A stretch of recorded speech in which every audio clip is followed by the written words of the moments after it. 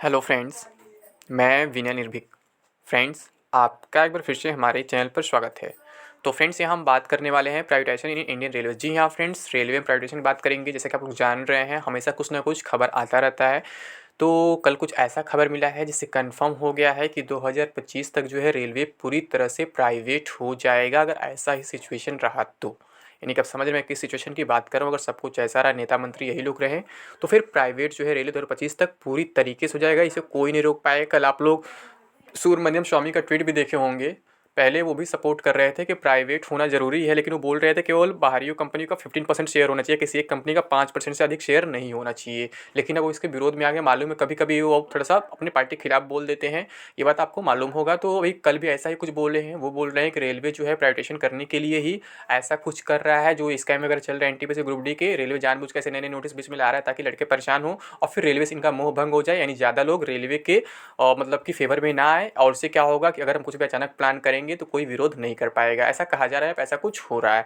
यानी कि बहुत बुरी खबर, 2025 तक रेलवे पूरी तरह से हो जाएगा प्राइवेट। जी हाँ फ्रेंड्स, 2025 तक पूरी तरह से प्राइवेट हो जाएगा। देखते हैं कहाँ से क्या सोर्स है, मैं बताता हूँ आपको। ये देखिए, रेलवे के निजीकरण को लेकर सरकार बेकरार। जी हाँ फ्रेंड्स, रेलवे के निजीकरण को लेकर सरकार बिल्कुल बेकरार है, लेकिन नहीं मिल रहा कोई खरीदार। ये बात सही है, लेकिन अगर आप उनसे सुनेंगे तो मुंह से यही बोलेंगे कि हम कभी रेलवे प्राइवेटाइज नहीं करेंगे, और आप लोग उन सब बातों को विश्वास कर लेते हैं। लेकिन धीरे धीरे अंदर अंदर प्लानिंग चल रहा है। लगभग 2014-15 से प्लानिंग स्टार्ट हुआ था, और आपको मालूम होगा ऑलमोस्ट 50% एम्प्लॉयज़ जो है कम किए जा चुके हैं रेलवे में। अब जो 50% बचे हैं वो भी कम कर दिए जाएंगे इन 2-3 सालों में। यानी कि पूरी तरह से रेलवे प्राइवेटाइज हो जाएगा, और केवल आपको मतलब प्राइवेट एम्प्लॉयज़ ही दिखेंगे, गवर्नमेंट एम्प्लॉय कहीं नहीं दिखेंगे। बस यही कहना है। यहाँ पे देख सकते हैं और रेलवे प्राइवेटाइजेशन प्लान। रेलवे के निजीकरण की प्रक्रिया के तहत फाइनेंशियल बिडिंग में केवल 2 कंपनियों ने इंटरेस्ट दिखाया। इसमें एक तो आईआरसीटीसी है। कुछ लोग आईआरसीटीसी को भी गवर्नमेंट समझ लेते हैं, ठीक, गलती मत करिएगा।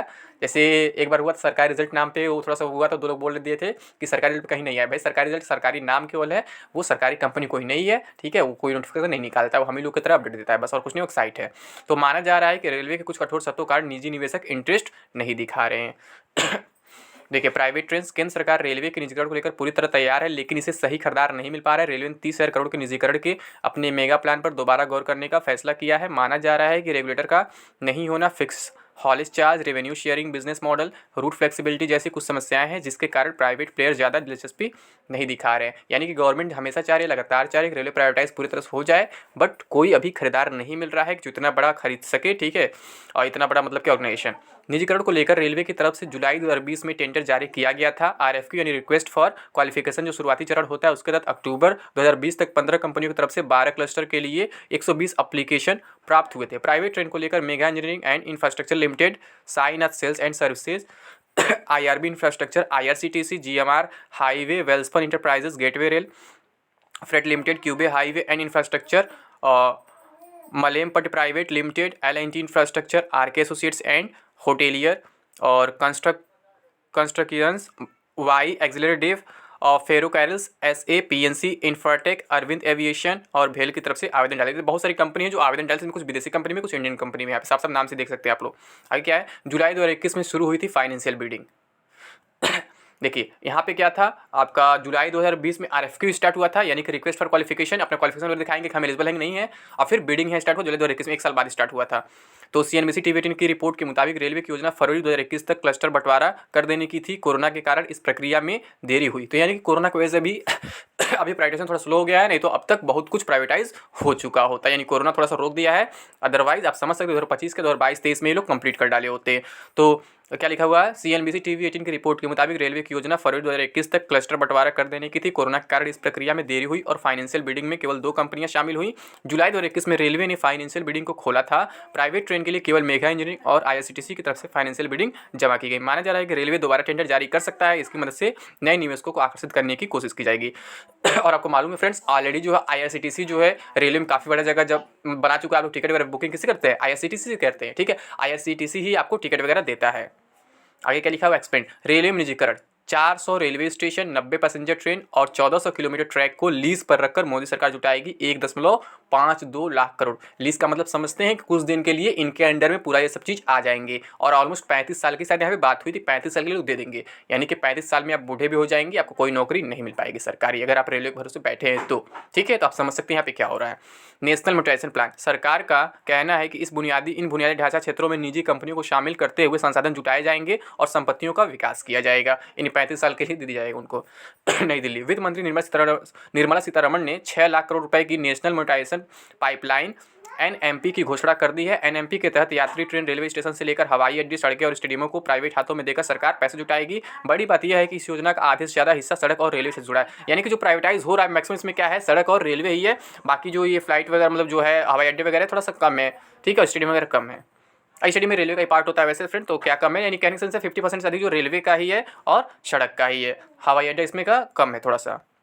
क्या सरकार का कहना है कि इन बुनियादी ढांचा क्षेत्रों में निजी कंपनियों को शामिल करते हुए संसाधन जुटाए जाएंगे और संपत्तियों का विकास किया जाएगा। निजी निवेश हासिल करने के लिए चेन्नई, भोपाल, वाराणसी और वडोदरा सहित भारतीय हवाई अड्डा और प्राधिकरण एएआई के करीब 25 हवाई अड्डे, 40 रेलवे स्टेशनों, 15 रेलवे स्टेडियम और कई रेलवे कॉलोनी की पहचान की गई। इन्हें निजी क्षेत्र के निवेश से विकसित किया जाएगा। विकसित करने का नाम भी इन्हें पूरी तरह से बेच जाएगा, समझिए, क्योंकि जब लीज पेगा 35 साल के लिए तो समझ सकते 35 साल में क्या से क्या हो जाएगा वो। रेलवे में अनुमानित 1.52 लाख करोड़ रुपए के मौद्रीकरण परियोजना में क्या क्या शामिल है। 400 रेलवे स्टेशन, 90 यात्री ट्रेन, 741 किलोमीटर लंबा कोंकण रेलवे, 15 रेलवे स्टेडियम और रेलवे कॉलोनियाँ। आगे देखिए क्या लिखा हुआ है, रेलवे में निजीकरण का रास्ता साफ, मोदी सरकार ने 109 जोड़ी प्राइवेट ट्रेन चलाने के लिए मांगा प्रपोजल। ठीक है, तो आपको मालूम होगा ये न्यूज़। ठीक है, केंद्र सरकार ने रेलवे में निजीकरण प्राइवेटाइजेशन इन रेलवेज की तरफ पहला बड़ा कदम उठा लिया। रेल मंत्रालय ने 109 रूट्स पर यात्री ट्रेनें चलाने के लिए प्राइवेट पार्टीज को इन्विटेशन दिया है, ये आपको मालूम होगा ये न्यूज़। आगे क्या है, केंद्र सरकार ने रेलवे निजीकरण की तरफ पहला बड़ा कदम उठा लिया। रेल मंत्रालय ने 109 रूट्स पर यात्री ट्रेनें चलाने के लिए प्राइवेट पार्टीज को इन्विटेशन दिया है। इसके लिए प्राइवेट पार्टीज को 30,000 करोड़ का निवेश करना होगा। पहली बार रेलवे में यात्री ट्रेन चलाने के लिए प्राइवेट पार्टी को आमंत्रित किया गया है, यानी कि इससे पहले ऐसा कभी प्राइवेटाइजेशन नहीं होता, कभी भी प्राइवेट पार्टी को मतलब आमंत्रित नहीं किया गया था रेलवे के लिए, लेकिन यहाँ पहली बार किया गया था। रेलवे के मुताबिक इसका मकसद भारतीय रेलवे में नई तकनीक का विकास करना ताकि मेंटेनेंस कॉस्ट को कम किया जा सके। इसके अलावा रेलवे का दावा है कि इससे नई नौकरियों के अवसर भी पैदा होंगे। तो फ्रेंड्स आप देख रहे हैं कितनी नौकरियों के अवसर पैदा हो रहा है, बताने की जरूरत आपको नहीं है, ठीक है, यह हमको बताने की जरूरत नहीं है। देखिए 2020 का ट्वीट है, और private trains companies will have freedom to decide on fare. इन कंपनी डिसाइड करेंगे आपका फेयर किराया कितना रहेगा। From Tata to Adani multitude of business stars gather to start the privatisation of railway in India, यानी कि बहुत से मतलब कि जो बिजनेस स्टार्स थे वो इकट्ठा हुए हैं रेलवे के प्राइवेटाइजेशन में, ठीक है, स्टार्ट करने के लिए। तो दिया गया टाटा से अदानी तक सभी लोग इसमें शामिल है।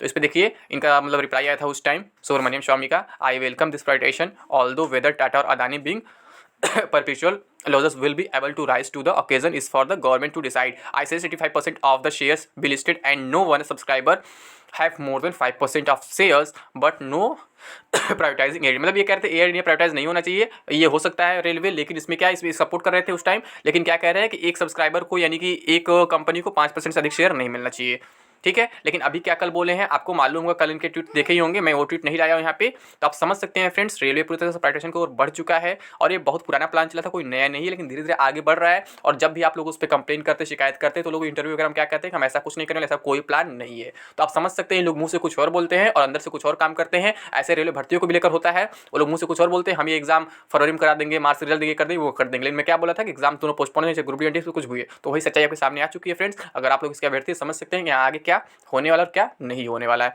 ठीक है फ्रेंड्स। तो अभी के लिए बस इतना ही, थैंक यू, जय हिंद, जय भारत।